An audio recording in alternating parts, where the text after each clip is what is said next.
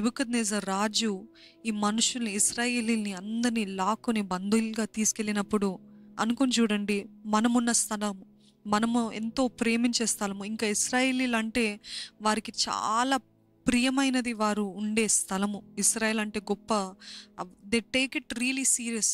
ఇప్పుడు కూడా చూసినట్లయితే ఎన్నోసార్లు రాజుగారు చెప్పి ఉన్నారు, దైవజనులు చెప్పి ఉన్నారు కదండి, వారు ఇప్పటికీ కూడా అంత చిన్న స్థలమైన, అంత చిన్న ప్రాంతమైన, అంత చిన్న దేశమైన అంత గొప్పగా వర్ధిల్లింది ఎందుకు అని అంటే వారు ఎంతో ది గివ్ దర్ 100%, 100% ఇచ్చి దేవుడు వారికి ఇచ్చిన ఆ చిన్న స్థలమైన దాన్ని ఎంతగానో అభివృద్ధి పరిచారు, వర్ధిలింపజేశారు. అంతో దేశ ప్రీతి అంటాం కదా, పేట్రియాటిజం అంటాం కదండి, ఆ రీతిగా ఇశ్రాయేలీలు ఉన్నారు. అటువంటి పరిస్థితుల్లో ఉన్నప్పుడు ఈ బబిలోను రాజు, అన్య రాజు సడన్గా వీరిని అందరినీ కూడా బందీలుగా తీసుకెళ్ళినప్పుడు it was a great disappointment. ఎంతో నిరుత్సాహం, ఎంతో బాధ, ఎంతో వేదన. Their world came upside down. సడన్గా మన రొటీన్ మారిపోయింది, మన దేశం మారిపోయింది, మనం బందీలుగా తీసుకెళ్ళబడ్డాము. ఎట్లుంటుంది మన పరిస్థితి? అట్లా అయిపోయింది వారి జీవితము, వారి లోకం అంతా కూడా తలక్రిందులు అయిపోయింది, నిరుత్సాహము, బాధ.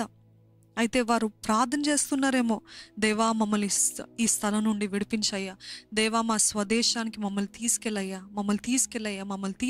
అని ఎన్ని రోజులు మొరపెట్టుంటారో. ఈరోజు మనం కూడా ఎన్నిసార్లు మొరపెడుతున్నామో, దేవా నన్ను ఉద్యోగం నుండి విడిపించయ్యా, ఈ ఉద్యోగం నాకు వద్దయ్యా, నన్ను ఈ స్థలం నుండి తీసివేయ్యా. అత్తగారింట్లో ఉంటేమో దేవా, నా కోడలు ప్రార్థన చేస్తుందేమో, దేవా నేను ఉండలేకపోతున్నానయ్యా, ఈ అత్త పోరు తట్టుకోలేకపోతున్నానయ్యా, ఈ మామ పోరు తట్టుకోలేకపోతున్నా, ఈ భర్త పోరు తట్టుకోలేకపోతున్నానయ్యా, నన్ను తీసేయ్యా, నన్ను ఇక్కడ నుండి తీసేయి, మేమిద్దరం సపరేట్గా వెళ్ళటానికి సహాయం చేయ.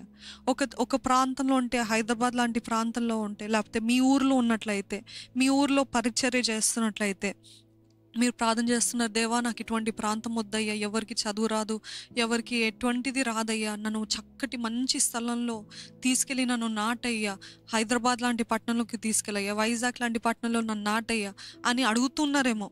You're always dissatisfied. ఎక్కడున్నారో అక్కడ నచ్చక, దేవా నన్ను ఇక్కడ నుండి తీసే, నన్ను వేరే ప్లేస్కి షిఫ్ట్ చేయయ్యా, టేక్ మీ సమ్వేర్ ఎల్స్ అన్నట్టు ఈ ఇశ్రాయేలీలు కూడా బాగా ప్రార్థన చేస్తారేమో. బబులోన్కి తీసుకెళ్ళినప్పుడు నెబుకద్నెజర్ రాజు వీరు కూడా ప్రార్థన చేస్తున్నారేమో.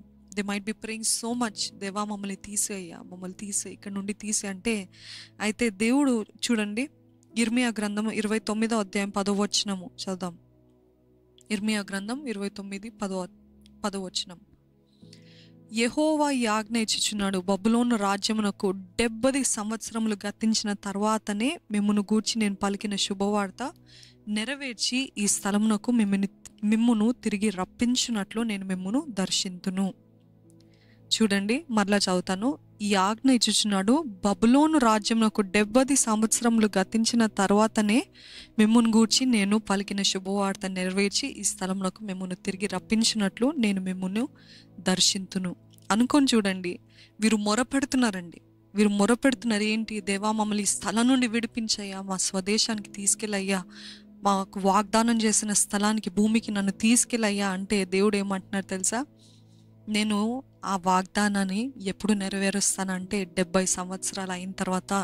అంటే 70 సంవత్సరాలు అంటే మీరు, మీ పిల్లలు పుట్టేంత వరకు మీరు ఇక్కడే ఉంటారు అని దేవుడు చెప్తున్నాడు.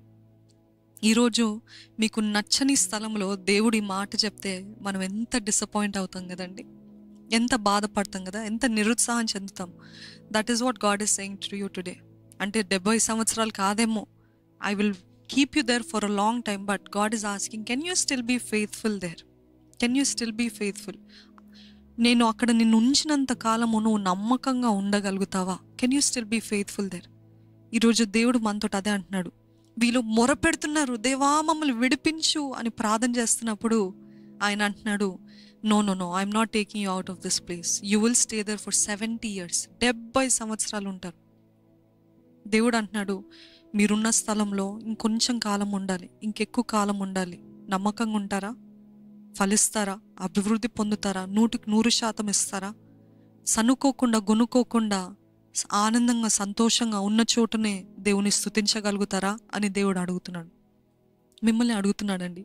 హి didn't say I will bring you out so you can prosper. He said, I will prosper you right where you're at. మిమ్మల్ని బయటికి తీసుకొచ్చి మిమ్మల్ని అభివృద్ధి పరచడం కాదు, కానీ మీరు ఎక్కడున్నారో అక్కడే నేను మిమ్మల్ని అభివృద్ధి పరుస్తాను, ఆశీర్వదిస్తాను, దయను చూపిస్తాను, కటాక్షిస్తాను, మీ సరిహద్దుల్ని విశాలపరుస్తాను. మీరు ఎక్కడున్నారో అక్కడే మిమ్మల్ని బయటికి తీసుకొచ్చి ఆశీర్వదిస్తానని చెప్పలేదండి దేవుడు. మిమ్మల్ని ఇక్కడ నుండి తీసుకొచ్చిన తర్వాత ఆశీర్వదిస్తాను కాదు, కానీ అదే అధ్యాయంలో 5వ వచనం చూద్దాం. 29వ అధ్యాయము 5వ వచనం.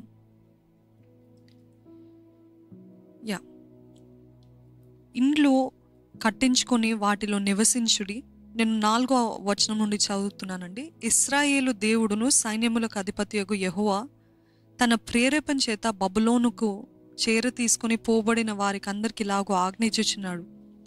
ఇండ్లు కట్టించుకొని వాటిలో నివసించుడి, తోటలు నాటి వాటి ఫలములను అనుభవించుండి, పెండ్లిండ్లు చేసుకొని కుమారులను కుమార్తెలను కనుడి. అక్కడ ఏమీ మీకు తక్కువ లేకుండా అభివృద్ధి పొందుటకై వారు కుమారులను కుమార్తెలను కనునట్లు మీ కుమారులకు పెండ్లిండ్లు చేయుడి, మీ కుమార్తెలకు పురుషుల్ని సంపాదించుడి. నేను మిమ్మును చెరగొనిపోయిన పట్టణం యొక్క క్షేమము కొరకు దాని కొరకు యెహోవాకు ప్రార్థన చేయుడి, దాని క్షేమము మీ క్షేమమునకు కారణమగును.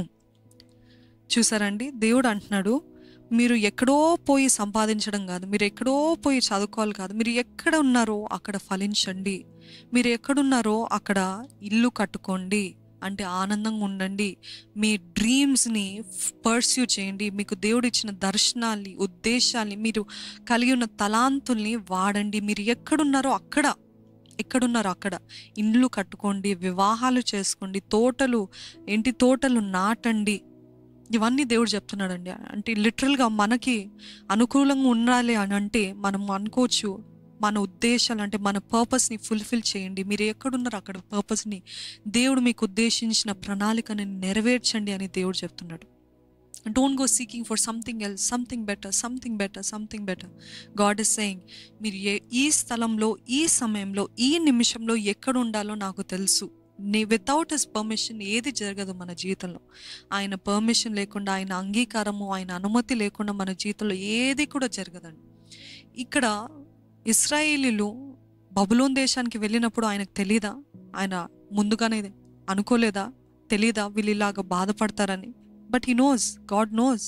కానీ దేవుడు ఏమంటున్నాడంటే, మీరు ఎప్పుడా ఇశ్రాయేల్ దేశానికి వెళ్తారని బాధపడటం ఆపేసి మీరు ఎక్కడున్నారో అక్కడ ఇల్లు కట్టుకోండి, అక్కడ ఆనందించండి, అక్కడ సంతోషించండి, అనుభవించండి అని అంటున్నాడండి. అనుభవించండి అని ఇక్కడ వాక్యంలో ఉంది చూడండి. మీరు నాటిన తోటలు నాటి వాటి ఫలములను అనుభవించుడి. తోటలు నాటి వాటి ఫలం అంటే హీ సేయింగ్, మన వాడుక భాషలు చెప్పాలంటే ఆయన అంటున్నాడు, ఎంజాయ్ చేసుకోండి. మీరు ఎక్కడున్నారో అక్కడ ఎంజాయ్ చేయండి. Enjoy the journey to where you're going.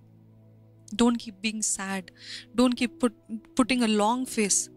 పొడుగాటి ముఖం వేసుకొని ఇంకా నాకు అవ్వట్లేదే, ఇంకా నాకు జరగట్లేదే, ఇంకా ఎంతకాలము అని బాధపడటం ఆపేసి మీరు ఎక్కడున్నారో ఆ స్థలంలో అనుభవించండి, ఆనందించండి, సంతోషించండి, ఫలించండి, అభివృద్ధి పొందండి, వర్ధిల్లండి అని దేవుడు చెప్తున్నాడు. So God is saying, even if it's an enemy territory, అది ఒకవేళ శత్రువు యొక్క సరిహద్దు, శత్రువు యొక్క ప్రాకారం అయినప్పటికీ, శత్రువు యొక్క స్థలం అయినప్పటికీ అక్కడ కూడా దేవుడు ఆశీర్వదించగలిగిన సమర్థుడు. హల్లెలూయా. శత్రువుల మధ్యలో కూడా మనల్ని ఆశీర్వదించే దేవుడు. అందుకనే దావీదు రాసిన కీర్తన మనందరికీ తెలిసి 23వ కీర్తన, నా శత్రువుల ఎదుట నాకు భోజనం సిద్ధపరచదవు, నా స్నేహితుల ఎదుట నాకు భోజనం సిద్ధపరచదవు, నా తోబుట్టుల దగ్గర లేకపోతే నా తల్లిదండ్రుల ఎదుట, నన్ను ప్రేమించే వారి ఎదుట నాకు భోజనం సిద్ధపరచదవు అని చెప్పలేదు, కానీ నా శత్రువుల ఎదుట. అంటే what is the greater testimony?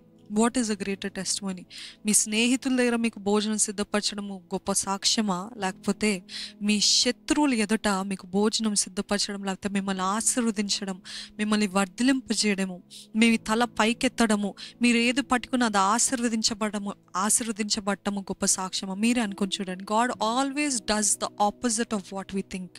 మనం అనుకున్న దానికి ఎప్పుడు కూడా వ్యతిరేకంగానే చేస్తాడు. ఎందుకంటే ఆ వ్యతిరేకతలో, ఆ ప్రతికూలతలో నుండే ఆయన మనకి సాక్ష్యాన్ని బయటికి తీసుకొస్తాడు.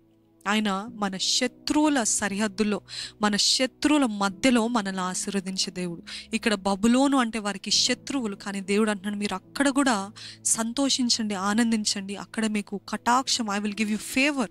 అక్కడ మీకు దయ చూపించినప్పుడు, మీరు ఆశీర్వదించబడినప్పుడు మీరు గొప్ప సాక్ష్యంతో బయటికి వస్తారు.